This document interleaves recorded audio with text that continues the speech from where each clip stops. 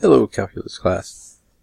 This is Mr. Blevins. We're going to go over the fourth Desmos lab, the graphs of the derivative.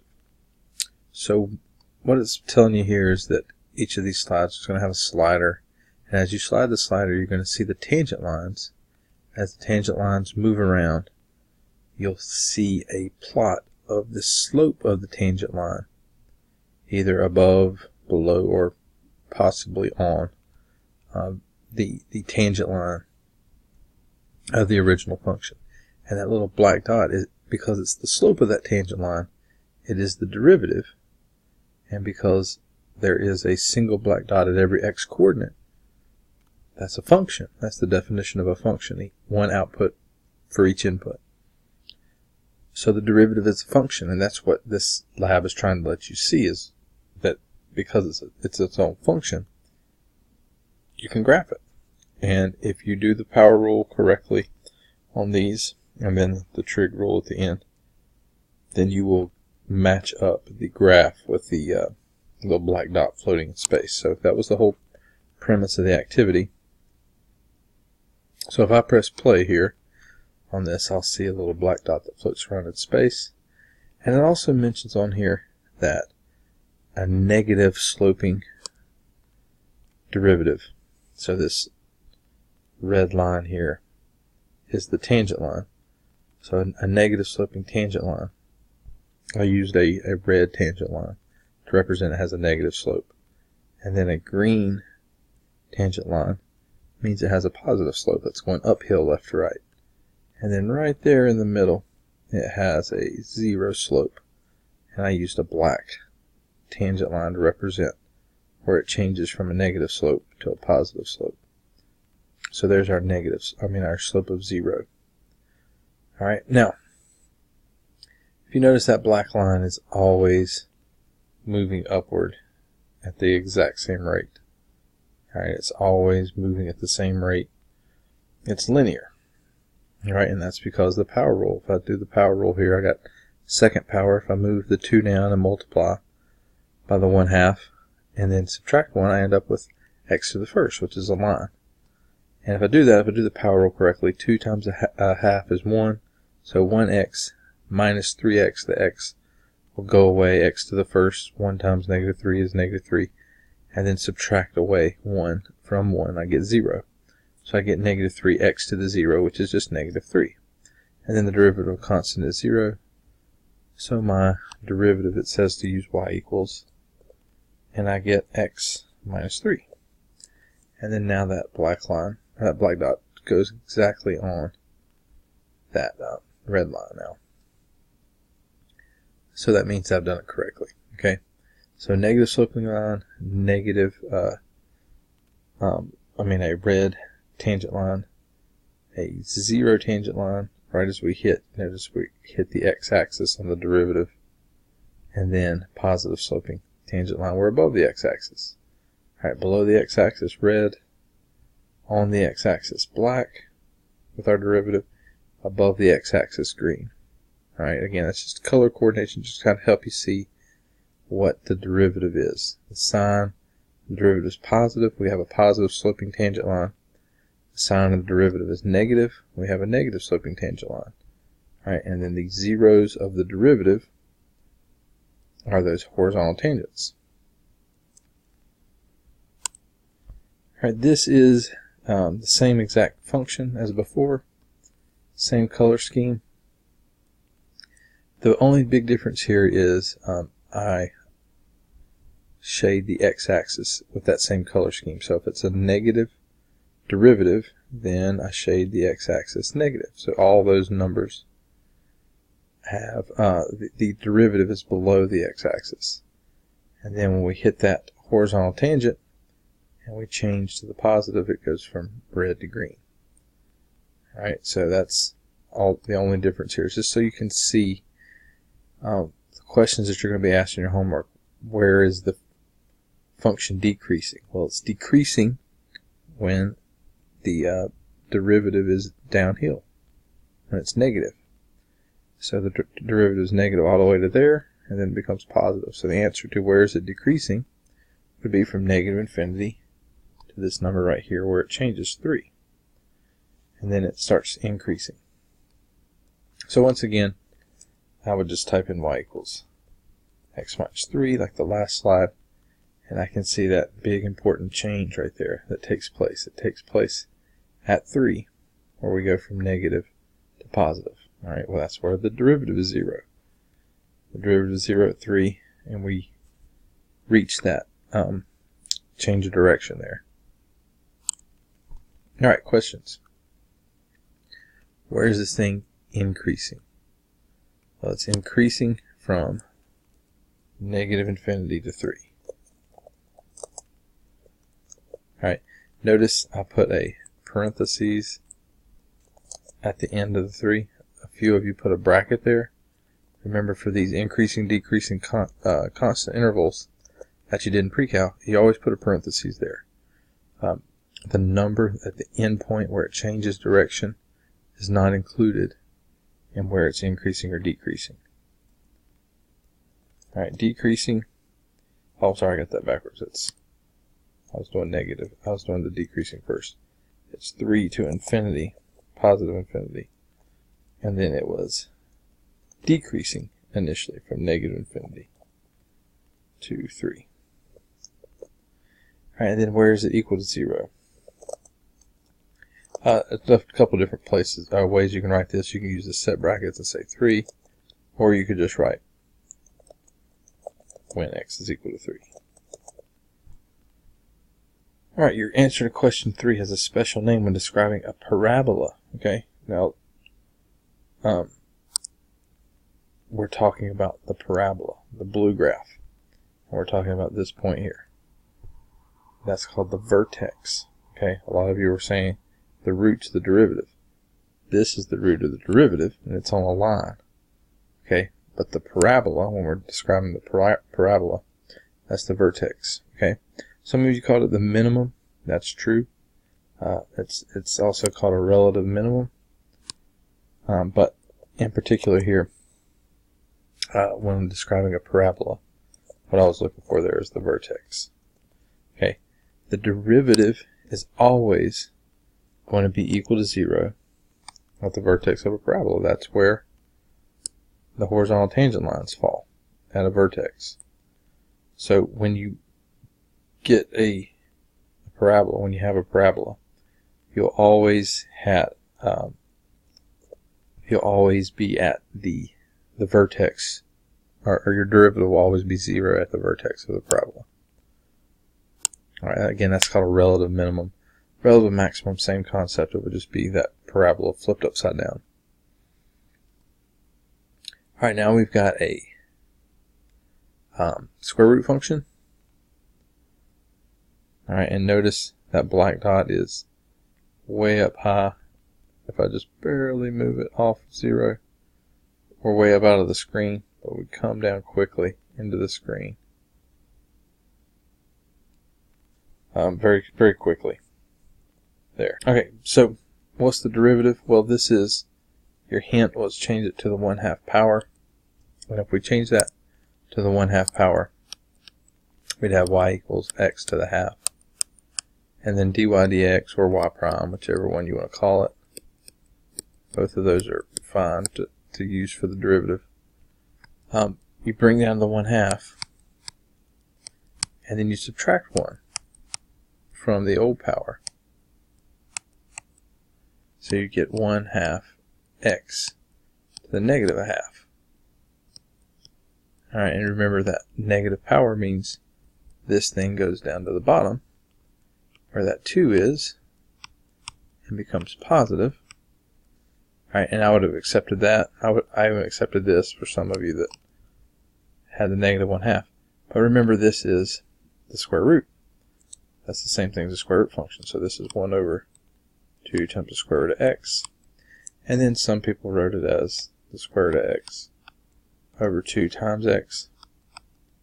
Meaning they rationalized it. This is fine. It's perfectly fine to have just left it that way.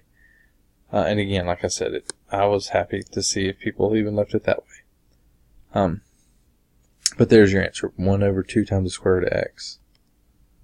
And if you type that in, SQRT is square root. And now you'll see that black dot that is on that red curve, perfectly through the center of it. Okay, so there's our derivative. Alright, notice we're approaching a vertical asymptote. Why are we approaching a vertical asymptote? Because that derivative has an x in the denominator. And we divide by 0 when x is 0, so we get a vertical asymptote at x equals 0. It's an unavoidable division by 0, and if you remember from calc or pre-cal, that results in a vertical asymptote. Alright, what's the domain of the square root function? A lot of you got this right. That was 0 to infinity. A lot of you got this right. What was the derivative of what was the domain of our derivative? That was 0 to infinity, but the 0 is no longer included.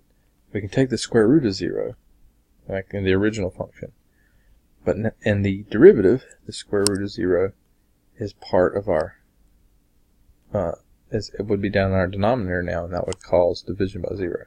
So we lose the 0. The next question says, why did we lose that single value? The square root's now in the denominator, so we would divide by 0. Alright, finally number 4. A lot of you had problems with this. Maybe it was the wording. I never used a red or black dotted line for the tangent line here. If you look, as soon as we get a defined derivative, we don't see anything there because, again, the slope is undefined, so there is no tangent line initially. But as soon as I start moving, there's a green tangent line, a green tangent line, a green tangent line, a green tangent line. So what I mentioned again back here on slide 2, I explained that red means a negative sloping tangent line, black means a horizontal tangent line, and green means a positive tangent line slope. So here it's green, green, green, green, green, green, green, green, green. It's always green.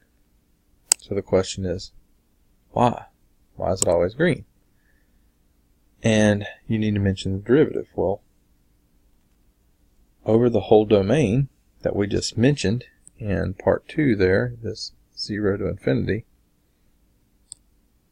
the derivative, if I'm putting a positive number in, which is 0 to infinity is a positive number, I take the square root of that number, I get out a positive number, and then I'm multiplying that by 2 and dividing 1 by that. So a positive number times 2 is positive, and then 1 divided by a positive number is positive. So I'm always 100% going to get a positive number out. And because that's the tangent line slope, the tangent line is always positive, because the square root function is always increasing. Alright, and so because the derivative is always positive on this entire domain, those tangent lines on that original function are always positive. The square root function is an increasing function. That as the numbers I'm taking the square root of get bigger, the square roots get bigger. So it just is always going up, left to right. So it never goes downhill. It never flattens off. It has a relative minimum or maximum, like a vertex, like a parabola does. It's always getting bigger. So it's always going to have a green, or again, it's not necessarily green, but a positive sloping tangent line. Alright, sine function. Notice, watch that black curve. It starts off at 1 on the when x is 0, and as I go left to right, it starts to go down, and it comes back up, and then it reaches back to 1 at 2 pi. Alright, so if you work through that set of homework, which you hopefully have by now, you know that that's the cosine function. But if you haven't worked through that set of homework, haven't seen that derivative rule, the hope here was you would just know those key points on the cosine function, like 0, 1, pi, negative 1, like pi over 2, 3 pi over 2 are the zeros. Alright, 2 pi and 1. Those are all very well-known points on the cosine function. So this derivative is cosine. And again, most of you got that right. Alright, and now again, if I play A, We just see it lives on the cosine function. That black dot happily goes around on the cosine function. Alright, what are the... Okay, now this, a lot of you got the first part of number 1, but missed the second part. Alright, what is the maximum and minimum tangent line slope of the sine function? The max is 1, and the minimum is -1. Alright, explain how you know this. A lot of you said because that's the range of the sine function. And it's not.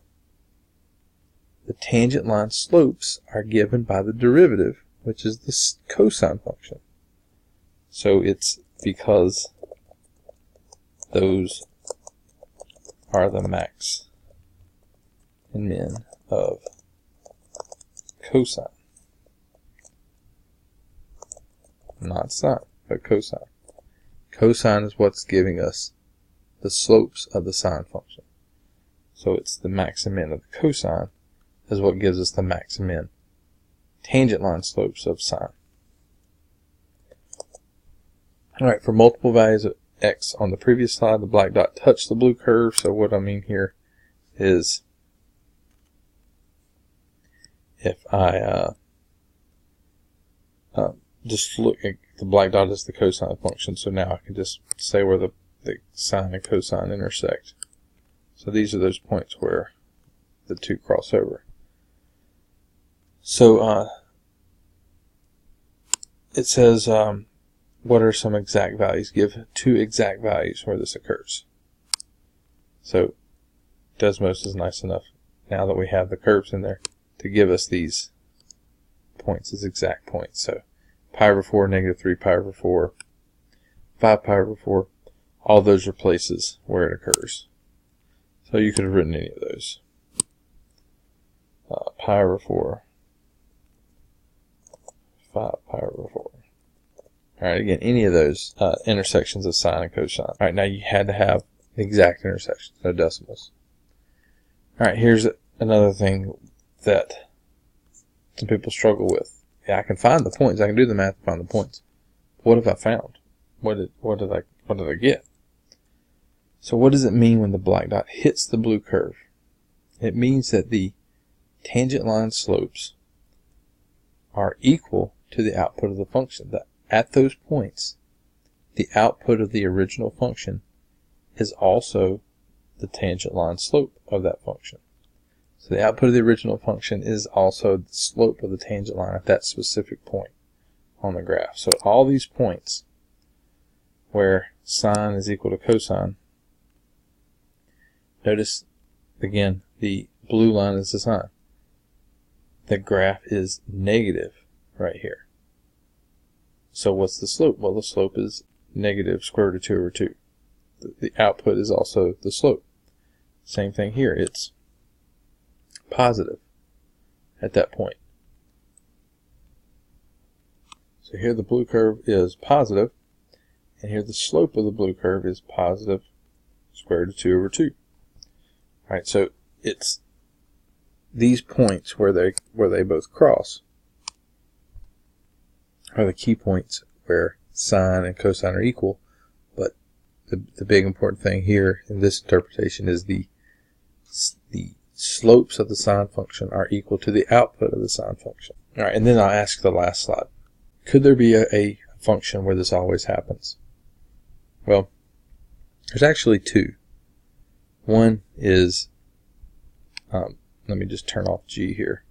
One is f of x equals 0. That's kind of a cheat one.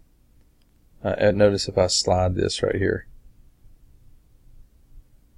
the blue line is y equals 0, and the black line the derivative of, because 0 is a constant, the derivative is 0.